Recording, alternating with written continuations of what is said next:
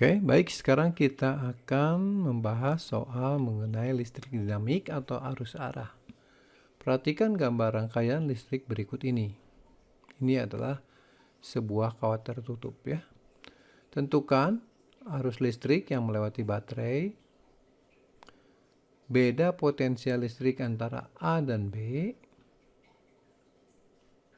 Beda potensial listrik antara A dan C. Potensial listrik D jika B dibumikan. Daya pada hambatan R1 dan energi disipasi atau panas pada R2 selama 1 menit. Nah, sekarang kita akan mencari arus terlebih dahulu ya. Jadi yang A itu kita akan cari, saya gambarkan lagi. Nah, berikutnya kita gambarkan, yang penting adalah arah gaya gerak listrik dari tiap baterainya. Arah gaya gerak listrik baterai itu dari negatif ke positif ya. Setelah itu kita misalkan arah arus listriknya, apakah arah arusnya searah jarum jam atau berlawanan. Nah, untuk arah arus listrik biasanya kita melihat arah GGL yang paling kuat. Jadi ini karena semuanya searah berarti sangat besar kemungkinan arah arusnya seperti ini. Jadi searah jarum jam. Jadi kalau gitu kita misalkan arah arusnya searah jarum jam saja. Nah, setelah itu baru kita buat persamaannya. Nah, persamaannya gunakan hukum Kirchhoff yang kedua ya, yaitu sigma IR sama dengan sigma E.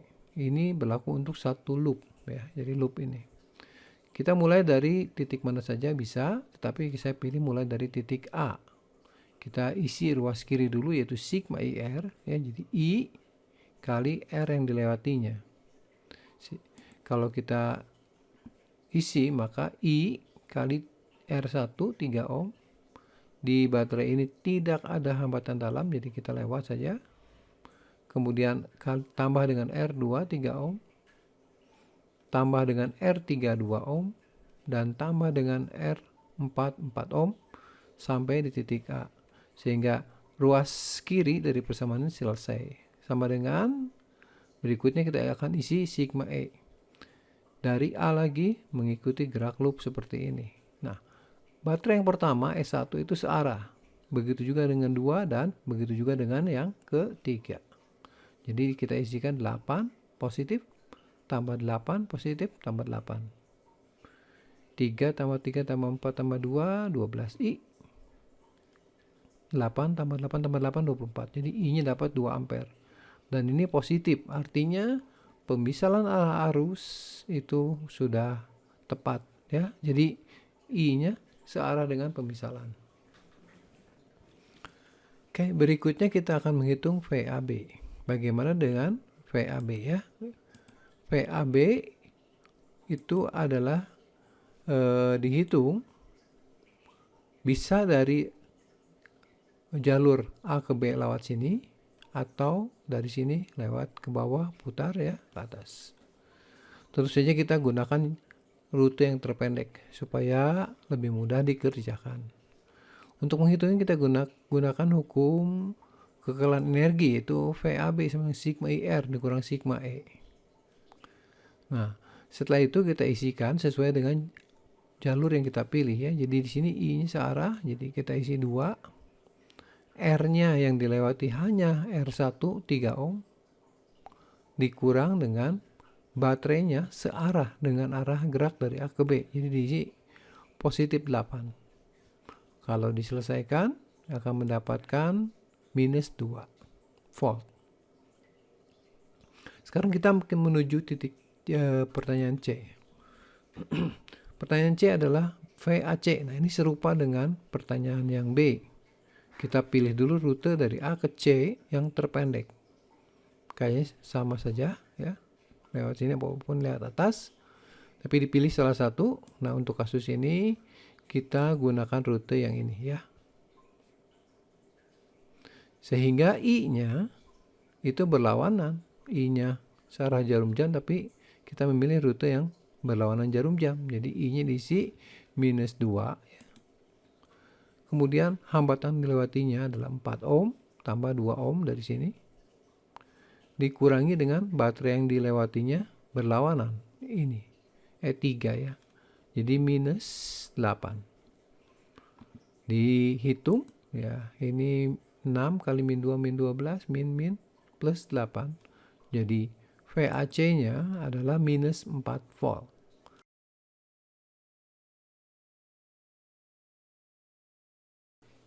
Ya, baik, sekarang kita akan menjawab pertanyaan berikutnya adalah VD jika B dibumikan ya. Untuk itu kita mulai dengan menggambar kembali ya. Ya, seperti ini. Nah, kita gambarkan atau kita hubungkan titik B sekarang dengan tanah atau ground ya. Nah, maksudnya adalah titik B kita jadikan sebagai referensi dengan bernilai VB-nya 0. Itu maksud dari dibumikan. Untuk menghitung VD, maka kita perlu menghitung D dulu, VDB maksudnya. Jadi kita cari VDB menggunakan hukum Kirchhoff 2. Setelah itu kita pilih jalur dari D ke B ya, bisa lewat atas atau bisa lewat yang ini. Untuk pemilihan ini berarti kita diingatkan kembali arusnya nanti kita isi negatif ya, karena berlawanan dengan gerak dari D ke B. Min 2, hambatannya 2 tambah 3, karena di sini tidak ada hambatan dalam.